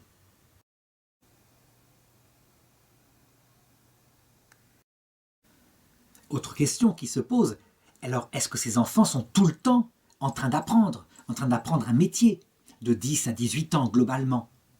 La réponse est non, là non plus. Il faut l'équilibre. Il le sait, il l'a appris des pères de l'Église, il l'a appris de son bon sens. Et donc, lorsque se profilent les vacances, il organise des camps de vacances. Il les emmène à la mer par exemple. Et il le fait de manière à ce qu'ils puissent se détendre, avoir des vrais souvenirs d'enfance. Voici un extrait d'un article d'un journal qui s'appelle L'Écho de Paris par Jean Nohain et qui dit ceci. Il visite les ateliers des orphelins apprentis d'Auteuil. Il dit ceci: si vous allez un jour 40 rue de la Fontaine, vous verrez dans un village de 3 hectares 300 petits orphelins, cordonniers, mouleurs, relieurs, électriciens, qui se fabriquent leur pain, qui se font la cuisine, qui s'impriment un journal. C'est un vrai village avec une église, avec un cinéma, avec des boutiques. Un village dans lequel 300 enfants arrachés à la misère apprennent à devenir des hommes sains et forts, des ouvriers capables à 18 ans de gagner largement leur vie. Évidemment, devant des tels métiers, une telle, je dirais, organisation réussie, les orphelins accourent de partout, et parfois pas seulement des orphelins, mais simplement des enfants de familles nombreuses que les parents ne peuvent pas assumer, ou alors, quelquefois, parce que le père est mort ou la mère est morte. Et donc, partout, il faut créer des maisons. Et les maisons se multiplient dans la France entière, avec par exemple, dans le Tarn-et-Garonne, une maison qui forme des petits agriculteurs. Quant aux jeunes, eh bien, ils sont profondément reconnaissants de ce qu'ils ont reçu. Et ils remercient le père très souvent. Il reçoit des lettres d'anciens élèves, qui quelquefois sont devenus de bons professionnels. Et chaque année, lorsque vient la Saint-Daniel, eh bien, ils essayent de trouver une manière originale de fêter la fête de leur père. Et ces manières sont diverses. Par exemple, en 1934, chacun envoie à Auteuil un petit colis de terre détaché du sol qu'il travaille. Dans le parterre qu'il peut ainsi former, le père plante un beau rosier qui est toujours vigoureux aujourd'hui, rue de la Fontaine.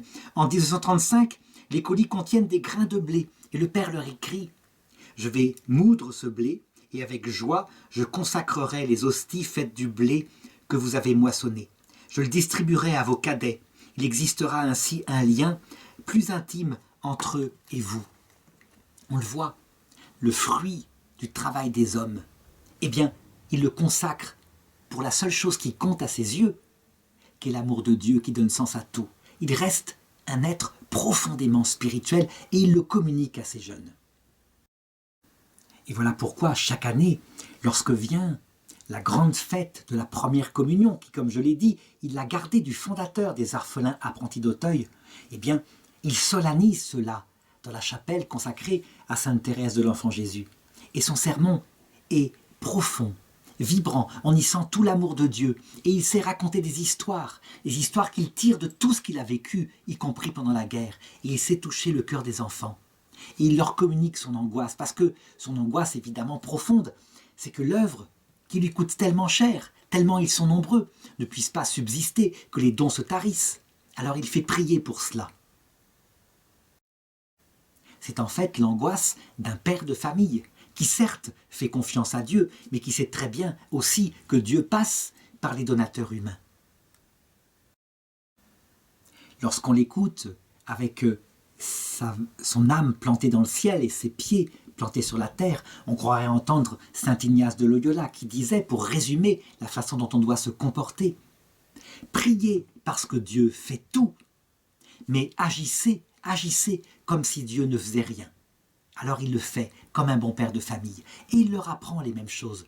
Comment épargner plus tard lorsqu'ils seront pères de famille, comment ne pas livrer leur famille au risque de la pauvreté, comment éviter le vice de la boisson, etc. Ce qui frappe les anciens qui ont fréquenté l'époque du père Brottier, c'est la modernité extrême de ce qu'il fait. Nous sommes à une période où très souvent, je dirais, les écoles pratiquent excessivement l'autorité. Ça veut dire que la tendresse, l'affection n'est pas beaucoup pratiquée. On sort encore de la période janséniste qui a triomphé à la fin du XIXe siècle. Lui, il sait, quand ses enfants arrivent, à quel point quelquefois ils sont angoissés et le malheur les a frappés. Souvent d'ailleurs, ils se disent qu'ils sont déportés dans une maison de correction où il y aura une discipline de fer. C'est une époque d'ailleurs où certaines écoles qui ont été fondées par des gens peu scrupuleux ont abusé d'enfants. Il y a eu parfois même, dans certaines maisons des orphelinats de cette époque-là, des fugues, des crimes, des choses abominables qui ont été faites. Bien lui, c'est pas du tout cela. Très vite, on se rend compte qu'on est dans une famille, qu'on est accueilli comme il le faut, qu'on est quelqu'un d'important. Il y a même des loisirs. J'ai parlé tout à l'heure de cinéma. Eh bien oui, il organise le cinéma. On a droit à une séance de cinéma dans les orphelinats d'Auteuil. On a droit à se détendre avec lui et il regarde les films avec les enfants. Et il en rit quand ce sont des films amusants et il en pleure quand ce sont des films émouvants. Il y a ces loisirs et puis il y a les cours de catéchisme qu'il leur donne à ces enfants qui quelquefois n'ont jamais reçu d'instruction. Et donc, il faut leur donner une culture chrétienne de base, en leur donnant aussi une capacité à savoir lire, écrire, etc.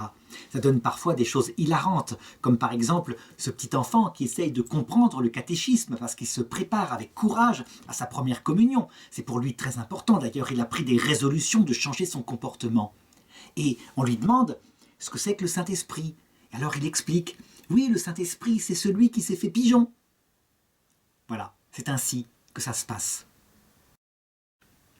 Encore une chose, il ne faudra pas croire que le père Brottier à lui tout seul porte tout. C'est un organisateur, un chef né, et donc il sait parfaitement qu'il faut qu'il s'entoure de collaborateurs de haute valeur morale. Il les choisit, et il les choisit bien. Je voudrais en citer quelques-uns.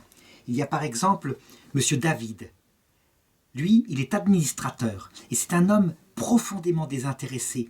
On pourrait le qualifier d'un bon et fidèle serviteur. Il est effacé. Il ne veut pas se mettre en valeur, il est simplement au service de ses enfants.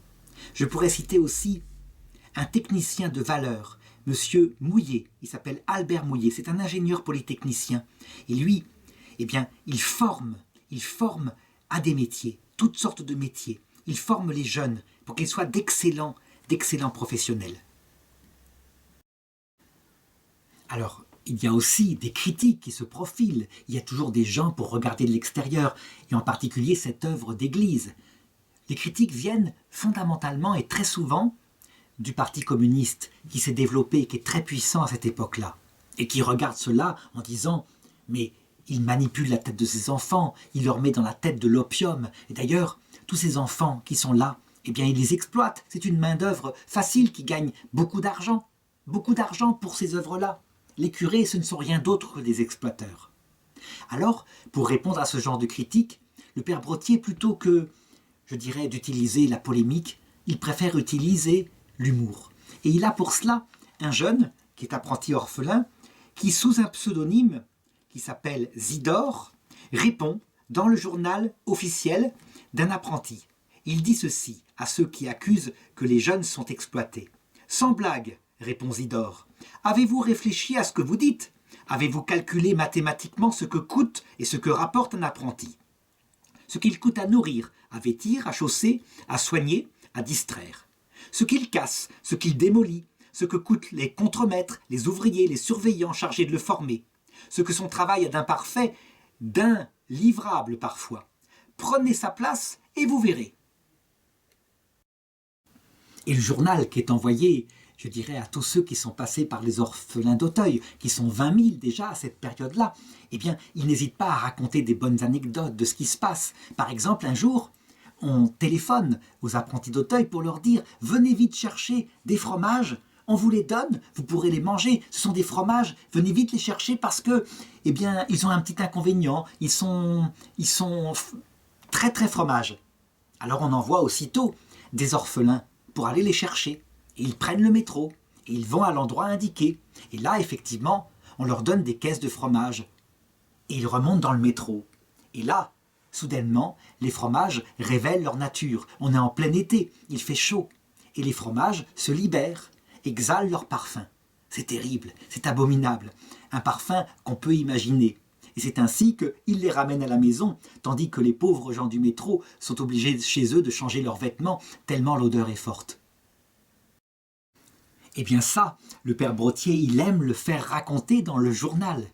Et d'ailleurs, on pourrait dire que ce qui frappe en le voyant, c'est que finalement, quand on voit le père Brottier, on a une image très probable de ce qu'est le Christ, à savoir cette union en lui de la vérité, qui connaît le cœur de ses enfants, de l'amour, qui sait, je dirais, leur combat intérieur et qui les prend avec plein de miséricorde pour qu'ils puissent progresser.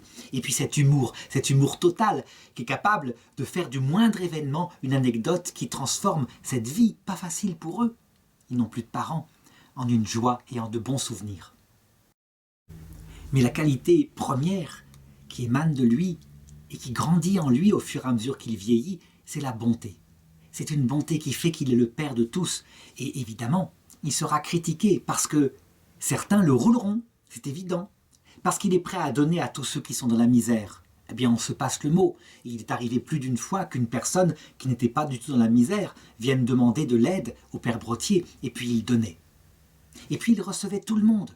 Et il n'avait pas, je dirais, de mépris pour ceux qui étaient méprisants vis-à-vis de lui. Qu'on raconte cette anecdote qui montre, je dirais, à quel point quelquefois sa bonté pour tout le monde était récompensée. Un jour, arrive une dame un peu snob avec manteau de fourrure extraordinaire et avec un ton extrêmement scandalisé qui demande à être reçue immédiatement par le père Brottier qui, lui, avait des affaires immenses à traiter avec tous ses orphelins. Et il accepte de la recevoir. Ça a l'air pressé, sait-on jamais ce qui se passe. Et cette dame, de montrer son scandale, elle a voulu rencontrer un prêtre afin de lui donner quelque chose pour ses œuvres, et ce prêtre était trop pris, et il n'a pas pu la recevoir. Eh bien, ni une ni deux, elle a levé les talons et elle est partie. Et puisqu'il n'a pas voulu la recevoir, eh bien voilà, le don de 15 000 francs qu'elle lui réservait pour ses œuvres, il sera pour les orphelins apprentis d'Auteuil. C'est une belle récompense. Cette bonté, cette attention aux autres, eh bien, les anciens élèves, ils s'en souviennent. Qu'on se souvienne par exemple de cet ancien apprenti qui est parti travailler dans une entreprise.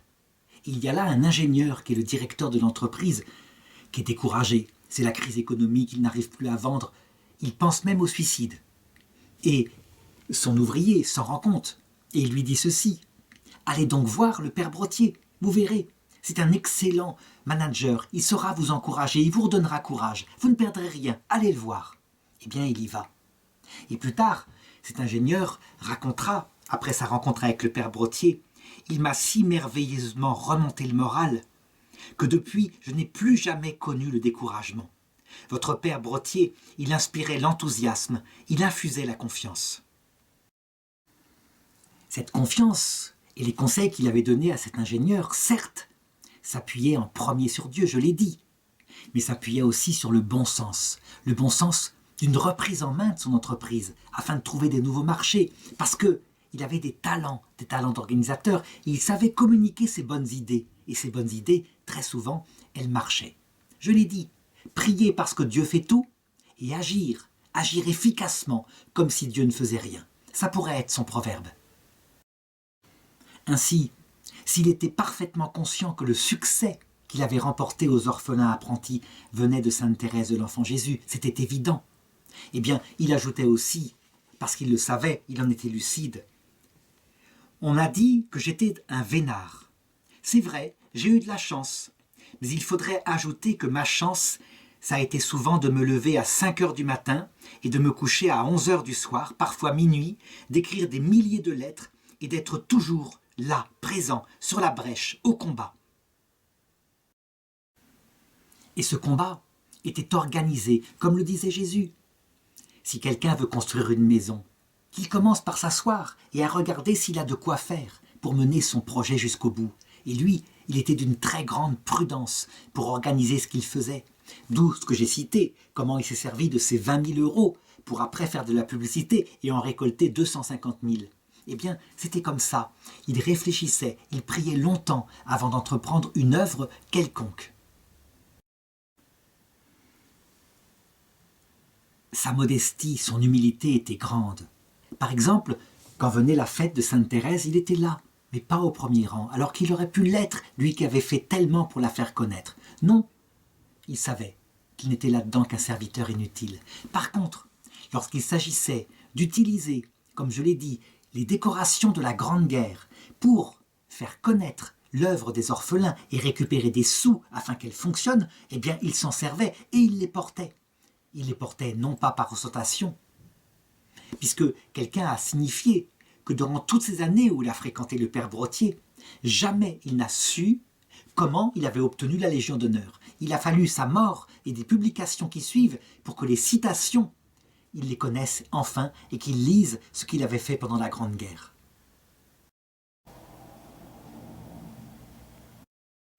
On le voit, la gloire humaine lui était utile comme un moyen, je dirais, qui ne l'intéressait pas outre mesure, si ce n'est pour faire le bien. Idem d'ailleurs pour la grande œuvre de sa vie, la fabrication, la construction de la cathédrale de Dakar. Évidemment, elle doit être inaugurée à un moment donné, et donc il est invité à y aller sur place. Nous sommes en 1935, il a 59 ans, il est déjà malade. Il se demande, est-ce que je dois y aller? Il demande conseil humblement à un de ses amis, à un prêtre. Il lui dit ceci: « C'est vrai, dites-moi, bien franchement, dois-je aller à Dakar?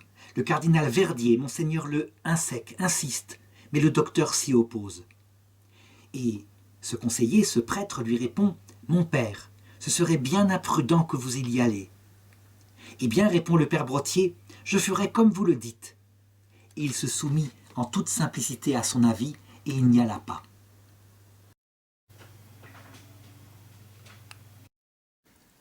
Cette cathédrale de Dakar, on peut dire qu'elle est l'œuvre de sa vie. C'est sa sueur et les fonds récoltés qui ont pu en amener à la bonne fin. Sans compter le sang qui a été versé pour elle. Par exemple, cet accident tragique en 1920, alors que Monseigneur Jalabert, l'évêque de Dakar, ainsi que 18 pères spiritains, s'embarquent sur un bateau pour partir au Sénégal. Et dans un naufrage, le bateau coule. Et parmi les victimes, qui sont très nombreuses, il y a Monseigneur Jalabert et les 18 pères spirituins. Ce sera pour le père Brottier une grande douleur que de voir ainsi ses frères et son père spirituel périr bêtement, comme ça, dans un accident. Quelle perte tragique pour lui. Ben, il ne s'arrêtera pas là.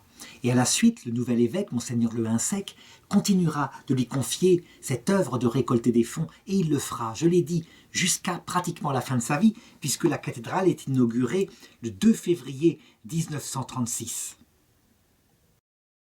C'est évidemment une fête extraordinaire, on peut imaginer cela à Dakar, et un journaliste écrit « Le père Brottier manquait. Une maladie grave le retenait à Auteuil. J'allais lui rendre visite avant de m'embarquer. Venez avec nous, suppliai-je. Vous verrez à Dakar votre église vivante. » Et le père m'avait répondu, c'est un dernier sacrifice. Et il n'y alla pas. Il faut savoir que depuis 1933, la santé du père Brottier déclinait. Il avait d'ailleurs dû s'absenter un jour pour se reposer en Suisse pendant 2 mois, tellement cette activité débordante l'épuisait. Le jour de l'inauguration de la cathédrale de Dakar, il fut présent spirituellement en célébrant une messe solennelle, le même jour, dans sa chapelle dédiée à Sainte Thérèse de l'Enfant Jésus. Et ce jour-là étaient présents tous les orphelins. Et lui, il prêcha. Et il prêcha de telle façon que c'était tellement émouvant qu'on aurait dit qu'il pressentait que sa mort était proche. Il dit ceci, « Mes enfants, je ne trouve pas d'expression pour vous dire toute ma reconnaissance pour cette grande surprise que vous m'avez faite ce matin. Cette fête intime et familiale me donne plus de joie, plus de bonheur que si j'avais suivi le cardinal à Dakar. Je vous le dis, mes enfants, mon bonheur, je le trouve parmi vous. Oui, c'est bien vous autres qui me le donnez. Et s'il m'eût été donné de connaître la joie que vous me procurez en ce moment, en commençant mes 25 années de labeur du souvenir africain, cela m'eût suffi. » On était donc le 2 février 1936. Et lui, il était là, assez faible, assez fatigué. Il fit le salut du Saint-Sacrement le soir. Et puis, il y avait beaucoup de gens qui l'attendaient, qui voulaient l'entendre, qui voulaient éventuellement se faire entendre en confession. Et lui, il décida de monter dans sa chambre tellement il était fatigué pour se reposer. Le lendemain, ça n'allait pas mieux. Pourtant, à 9 heures, il présida le conseil de l'œuvre des orphelins apprentis, comme d'habitude. Et à 11 heures, épuisé, il se recoucha. Et il se recoucha pour ne plus se relever. Le médecin fut appelé d'urgence et il se présenta vers midi. Et là, il ausculta le père Daniel Brottier. Il dit ceci, « Le cœur est usé. Priez beaucoup pour lui. Il a en plus une double pneumonie qui s'est déclarée. »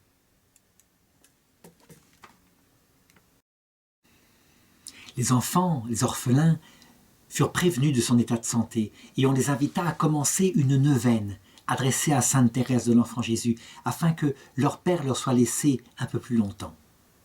9 jours plus tard, le 11 février, eh bien, il y eut un petit mieux, mais qui ne dura pas.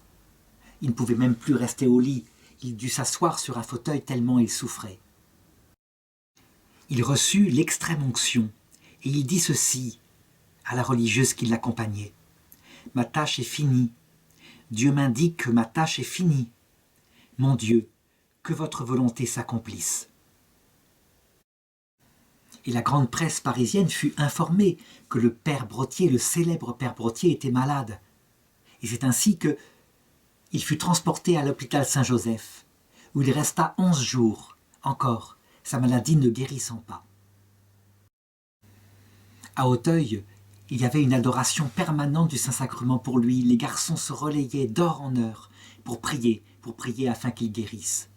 Nous sommes aussi à une période, il faut s'en souvenir, où les antibiotiques ne sont pas encore arrivés en Europe.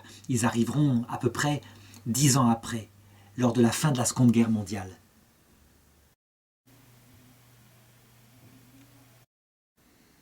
Mais de toute façon, le père Brottier le disait à ceux qui venaient le visiter. Je ne demande pas ma guérison, je le sais, mon travail est terminé sur terre. Comment il l'avait su? Eh bien, très souvent, c'est pas la première fois que de saints prêtres comme ça sont avertis par le ciel que leur heure est venue. On peut tout à fait imaginer que la petite Thérèse vint le prévenir, qu'elle allait venir le chercher bientôt. Et donc il ne se faisait pas d'illusions, il vivait les choses très paisiblement. Le 24 février, le cardinal Verdier, de retour du Sénégal, apprit sa maladie et vint aussitôt le visiter. Et un prêtre lui reprocha de ne pas demander à sainte Thérèse sa guérison, et il lui répéta « Ce serait inutile, je m'en vais, je m'en vais ». Et bientôt, il ajouta « J'ai la bouche paralysée, j'ai du mal à parler, c'est vrai qu'on ne le comprenait presque plus ». Et ensuite, la paralysie s'étendit à tout le corps, si bien que le 26 février, il fut impossible qu'il articule un seul mot. Le jeudi 27, son état s'accentua encore, et le 28 à l'aube, brutalement, après 3 râles prolongés, il rendit son âme à Dieu. 3 jours après, le 2 mars, fut organisé son enterrement. Et alors, la nouvelle de sa mort s'était répandue partout. Et lors de son enterrement, 15 000 fidèles se pressaient pour l'accompagner dans sa dernière demeure. Et dans l'assistance, on remarquait par exemple un ami qu'il avait rencontré durant la guerre 14, le général Gouraud, gouverneur militaire de Paris, plusieurs députés, le Conseil fédéral de l'Union nationale des combattants, etc. Avant l'absoute, le cardinal prit la parole et dit « Plusieurs circonstances exigent aujourd'hui de l'archevêque de Paris un hommage de reconnaissance et d'admiration. Hier encore, j'étais au milieu des populations du continent noir. Le cher père Brottier les a tant aimés. Il leur a donné les premières années de son apostolat. C'est le jour même où je consacrais à Dakar la cathédrale du souvenir que le bon père sentit les atteintes du mal qui l'a emporté. La magnifique cathédrale est en grande partie son œuvre, on le sait là-bas. » Mais plus encore que cette œuvre de Pierre, vraiment, ce dont peuvent témoigner ceux qui ont connu le père Brottier, et en particulier les milliers de jeunes à qui il a donné la foi et aussi un métier, eh bien, ce sont les cathédrales que forme le corps de l'homme lorsqu'il reçoit la présence de Dieu, qu'il a aidé à former avec l'aide de sa petite sœur spirituelle, sainte Thérèse de l'Enfant Jésus, qui fut dans sa vie absolument essentielle. On peut dire vraiment que le père Brottier a été un père pour tous ces jeunes et qu'il leur a donné comme mère la petite Sainte Vierge, sainte Thérèse de l'Enfant Jésus, qui elle-même leur a donné comme mère la Sainte Vierge Marie. Et c'est ainsi que toute une famille au ciel les a accueillis de l'autre côté, ces milliers de jeunes qu'il a accompagnés vers le ciel.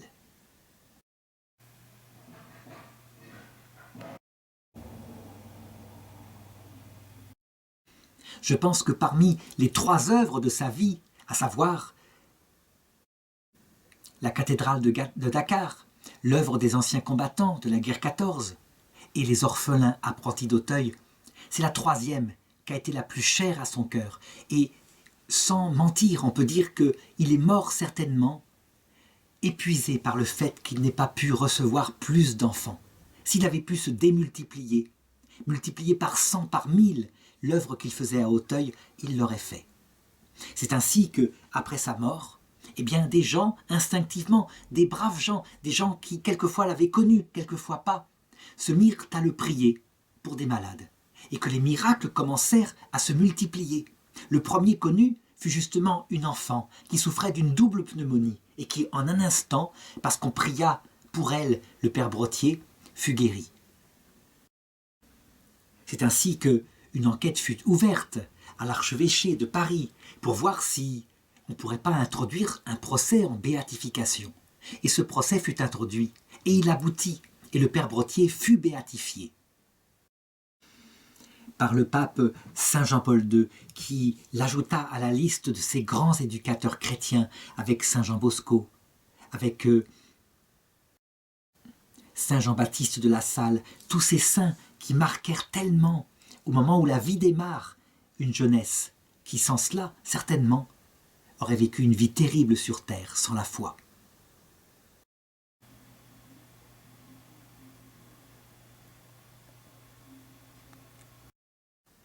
Je pense que, en cette période où le sens de l'honneur a été tellement rejeté, sans doute par les excès des 2 guerres mondiales, parce que, sans doute, le sacrifice prenait plus de place sur la nécessaire tendresse qui est nécessaire. Je pense qu'il faut confier notre jeunesse au père Brottier, afin que l'excès de tendresse actuel soit, je dirais, rééquilibré par ce sens de la droiture, ce sens des repères que le père Brottier, ce grand combattant de la Première Guerre mondiale, cet homme d'honneur, cet homme qui se sacrifia pour les autres, mais qui savait avoir beaucoup de tendresse, une infinie tendresse pour ses enfants, eh bien, qu'il puisse le redonner à notre génération.